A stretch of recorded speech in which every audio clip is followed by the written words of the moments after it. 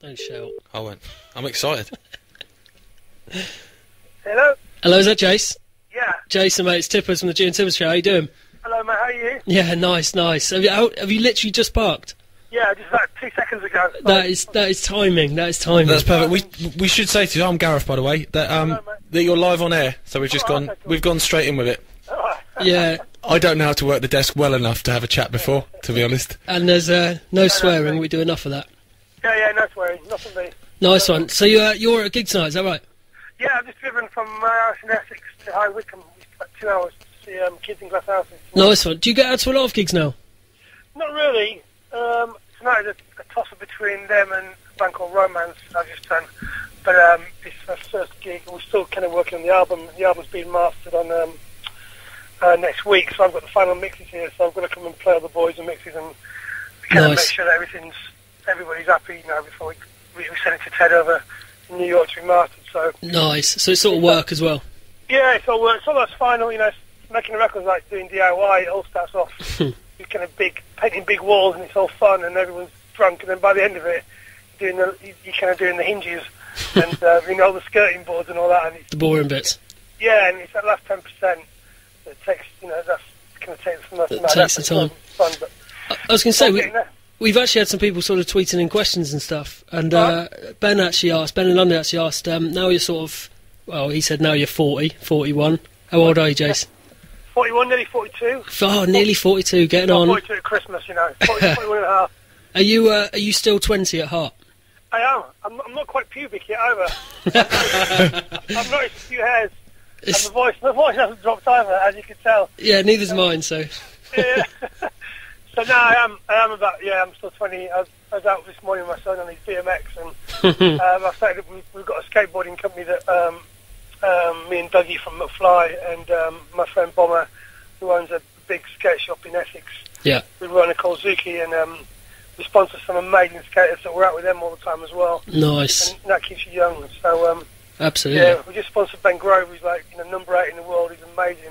Nice. So that's all exciting as well. What is the thing you're doing with McFly? Because I don't know whether are you producing them, co-writing with them? Is it anything like that? I produced the last 3 albums. The last album I only did 3 songs on it because, well, I started it. We started the last one 2 years ago, and then we scrapped it all, and they re-signed back to Island Records.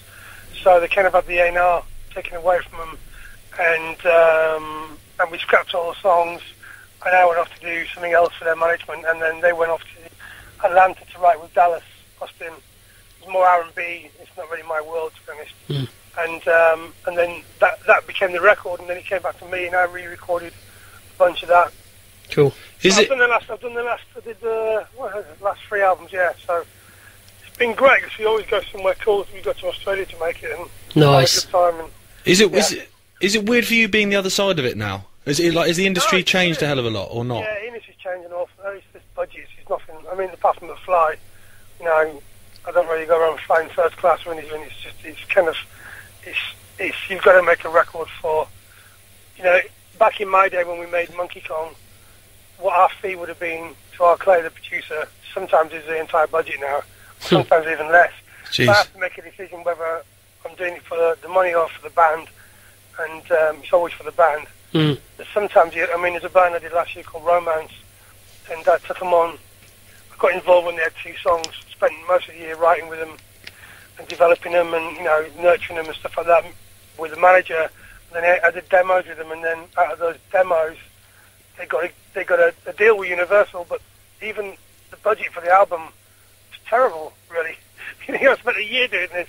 And then it doesn't go anywhere. I could make money cleaning windows. Yeah. And but you did it because you believe in the band and you think they're going to be massive one day. And it's punk rock as well, isn't it? I mean... Yeah, it's just weird what massive is now, No one sells...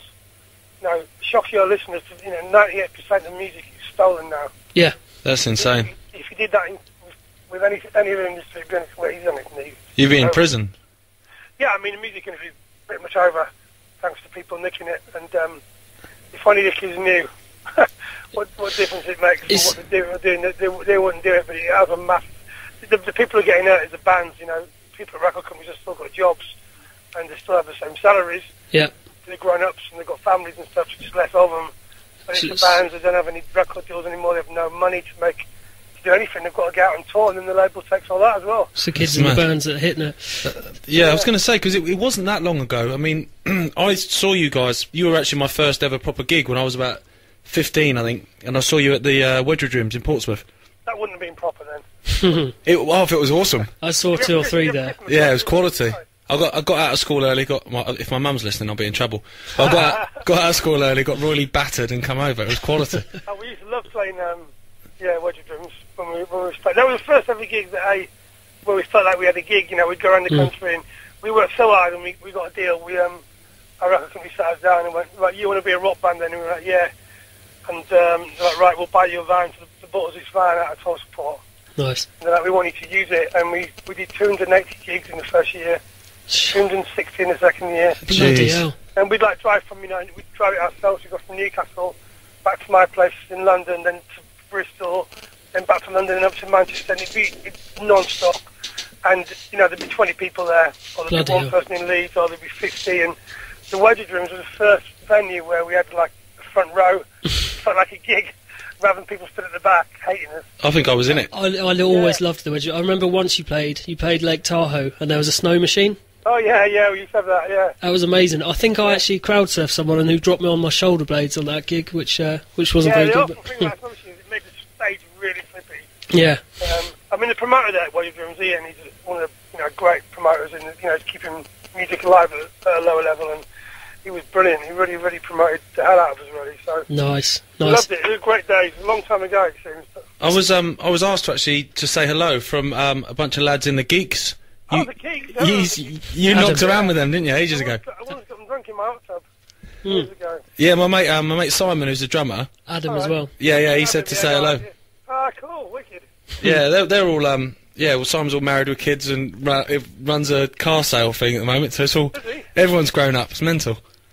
Stayed out of music, did a wise thing. Yeah. A real job. Yeah. Yeah, exactly. Back in the day then, Jace, when you were first starting because obviously you got Adam and Giles in the band as well. Yeah. When you were sort of kids, did you sort of all divvy up jobs? Did you shotgun singing, or was it like... No, what we did was, when I was 11, I went to see the Jam, and that changed my life. And the next day, I was like, that's it, I'm going to be in a band. Yeah. And nothing could stop me.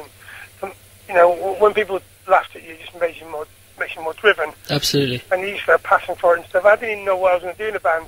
And me and Adam had an audition one day. Like we had more small Tupperware boxes, and we auditioned for each other. So he banged on the Tupperware boxes, and I sang along to Cadbury's Flake advert. And at the end of it, we thought, right, he's better at banging, and I'm better at singing. And that was it. And then we formed a little band, and it was just always like, I'm a singer now. And then Giles sort of came in and went, wah, remixed you. Giles had the easy ride. Yeah.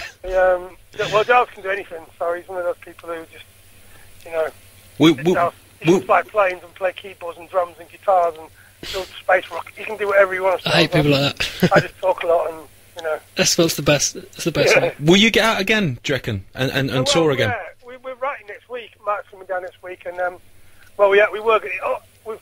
Since Christmas, our New Year's resolution was to write an album, and since then, I cannot tell you how mental. I mean, I can't believe what month it is. I think it's February. Yeah. So you think, we'll write next week. Now I've got to go to New York for two days, and last week I had to go to Australia for 4 days. It's that kind of, it's ridiculous. There'll be there's never a time, but hopefully next week. Well, I can't now, but the week after, we're gonna get down and do some serious writing. We just need to be in a room together all at once to do it. And Dan's busy doing radio, and Adam's got a great business that he's doing. They're called Band App, which is an app builder for unsigned bands. It's free. You build your own app. Nice. But bandapp.com, and it's changing the way you don't need a record deal anymore. It's all on your phone. I saw that. I was looking into that the other day, actually. And it looks amazing. And we'll tweet that in a sec as well and talk about that. That's awesome. And obviously you're doing your thing. And what's Giles up to now? He works for the BBC, doesn't he? He works for the BBC, yeah. He's head of